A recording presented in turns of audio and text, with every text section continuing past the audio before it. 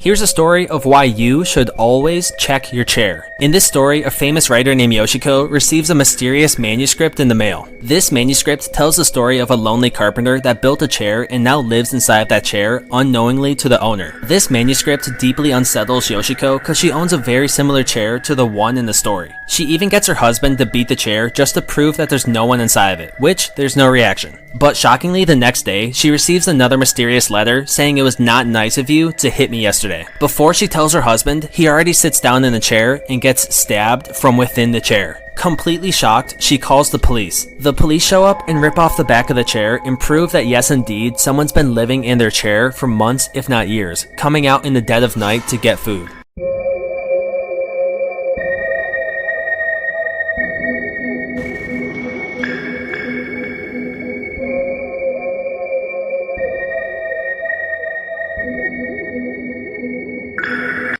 This guy noticed somebody staring at him from the truck, so when he started filming, he realized this person has no face. I'm gonna roll the clip right now.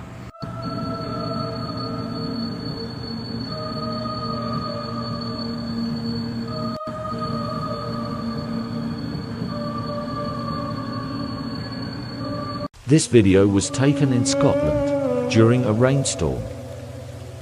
The person filming claimed that they were taking a video of the castle in the distance. However, something caught their eye. They thought it was an eagle at first, until they realized it was much bigger.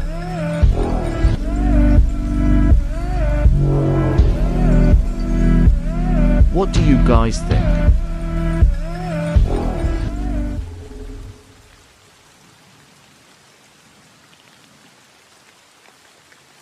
Can you believe one single family lived in the Pickering house for over 3.5 centuries? This is Salem's oldest home, and 10 generations of the Pickering family have lived here. In fact, it's the oldest house in the United States to have been continuously occupied by one family. The third United States Secretary of State, Timothy Pickering, is one of the more notable members to have lived in the Pickering house, though they were definitely a family interwoven with American history. The Pickering house is right across the street from one of Salem's oldest cemeteries, where a lot of the Pickerings are buried. I'm not at all saying it's haunted, but would you be surprised?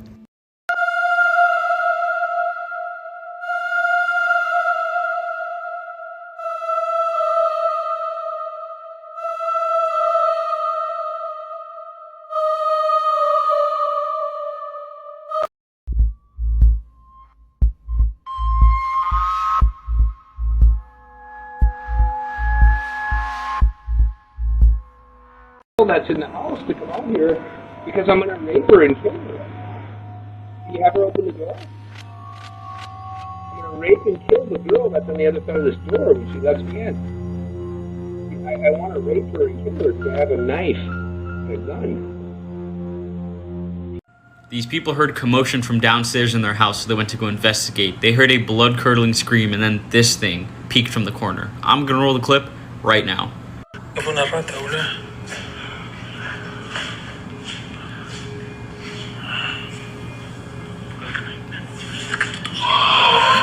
Ay, la concha.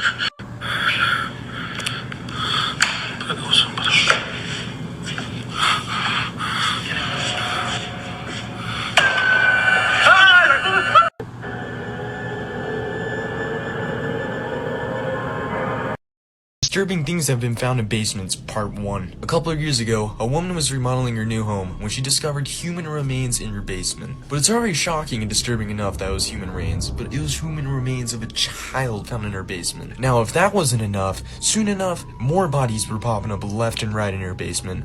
And at that point, people started to wonder, like, where are all these bodies coming from? And then soon enough research, they figured out it was an ancient burial ground. Now, the ancient burial ground was said to be centuries years old, like back in the 1800s. But if I were to know an ancient burial ground was in my basement with dead people down there, I don't know, I would just leave immediately. Not even a thought about it, I'm out of here. Now, it is said that if you were to disturb one of these ancient burial grounds, it is said that the spirits from the ancient burial ground would start to haunt you.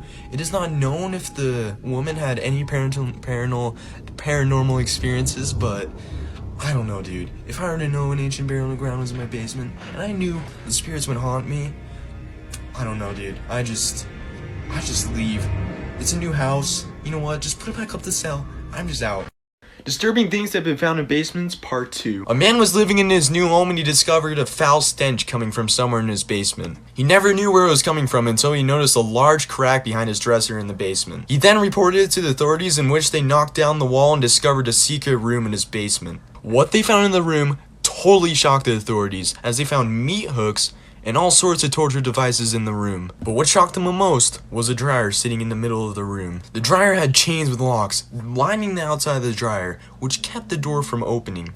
The authorities did manage to remove the chains and open the dryer. What they found was disturbing and shocking. Like and follow to see what it was. When I got to the hospital, I was panicking as I had started coughing up blood. The panic quickly turned to confusion, then fear as the test revealed the blood wasn't mine. This mansion is one of the most haunted places in the USA. The Cryptid Mansion was built in 1909 and housed 9 people. It is said to be haunted by the people who lived here before. This painting stares into your soul. I walked into this room and could not breathe. Turns out the man who occupied this room died of tuberculosis. I also had a young boy named Peter come to me. This was his sister's room. He grew older in this house, but decided to present himself to me as a child. I have a full YouTube video coming soon. Channel is Kelsey Davies. So my dad told me he got a notification from our security camera at him saying there was a person detected and thought it was me. This is what it caught.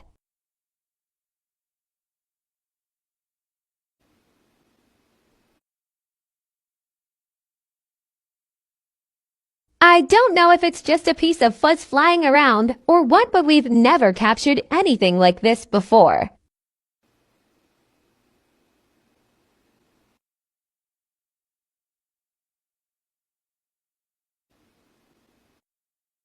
And then I saw another thing flying around in the corner. I've heard bumps, knocks, footsteps. I've had doors close when I know I've left them open. And when we first moved in, my dad woke up in the middle of the night to a black shadow standing at the end of the bed. I don't know if we're just hearing or seeing things, but this freaked us out a little bit. What do you think?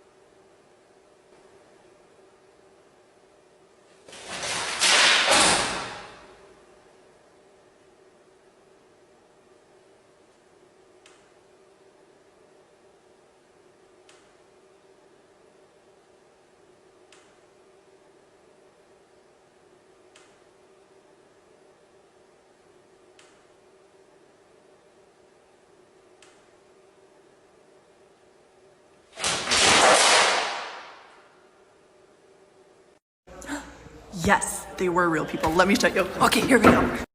Welcome to the warden's headquarters. This is where the warden and his wife, Helen Glatke, would stay. They were actual people that were living at the reformatory when it was a running prison. Now here's where the story gets cool. This closet here is actually where Helen Glatke was rumored to pass away. Basically what happened is she was getting ready for church one day and the gun fell off the top shelf right here of the closet, fell down and shot her in the ribs. Now, the fun part of the story is apparently her husband had an affair and it was rumored that she arranged to have him killed. That's just a rumor, but of course that's where I took my backstory from, so.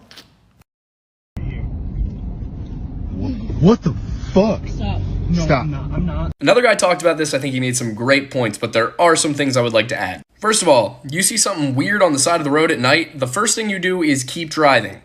Get a little bit past it, because there are too many times where people have lured people to their deaths by faking distress. And I don't even mean supernaturally, I mean like Ted Bundy did it all the time. But here's what worries me. If you go back and you look at the end of that video, they didn't go back and check on it till the next morning.